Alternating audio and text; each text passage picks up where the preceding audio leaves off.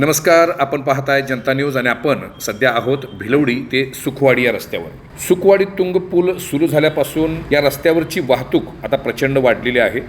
एवढी वाढली आहे की आता या रस्त्याच्या रुंदीकरणाची मागणी आता जोर धरू लागली आहे. सध्या या परिसरामध्ये ऊसतोड हंगाम सुरू आहे, त्यामुळं या रस्त्यावर एखादं वाहन जरी लागलं तर 2 गाड्यांना क्रॉस होणं कठीण होत आहे.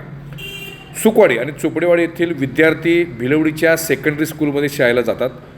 वाढलेली वाहतूक त्यांच्यासाठी पूर्णपणे नवी आणि धोकादायक ठरते आहे. एखादी दुर्दैवी घटना घडण्यापूर्वी हा रस्ता मोठा व्हावा अशी ग्रामस्थांची अपेक्षा आहे. या मार्गावर जिल्हा परिषदेच्या 2 शाळा आहेत. याचबरोबर चोपडेवाडी, बोरबन, सुखवाडी ही छोटी गावंसुद्धा आहेत. शाळेच्या आणि गावाच्या हद्दीमध्ये मोठे गतिरोधक बसवण्याची मागणीसुद्धा या निमित्तानं होते. सुखवाडी गावाजवळ एक अतिशय धोकादायक वळण आहे. तिथं किमान गतिरोधक किंवा वळण सुधारणा तातडीनं करावी असा ग्रामस्थांचा आग्रह आहे.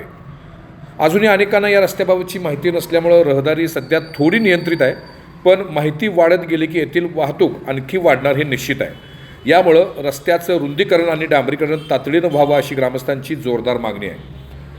सुखवाडी तुंग पूल महापुराच्या काळामध्ये स्थानिकांसाठी मोठा आधार ठरला आणि त्याहीपेक्षा हा छोटासा सरळीचा पूल इथल्या ग्रामस्थांसाठी संकटमोचक ठरला आहे. माजी मंत्री आमदार डॉक्टर विश्वजित कदम यांनी दूरदृष्टी ठेवून हा पूल उभारला आणि ज्या पद्धतीनं त्यांनी हा पूल उभारला आहे त्याच पद्धतीनं भिलवडी सुखवाडी रस्त्याच्या रुंदीकरणालाही ते पुढाकार घेतील अशी ग्रामस्थांची अपेक्षा आहे.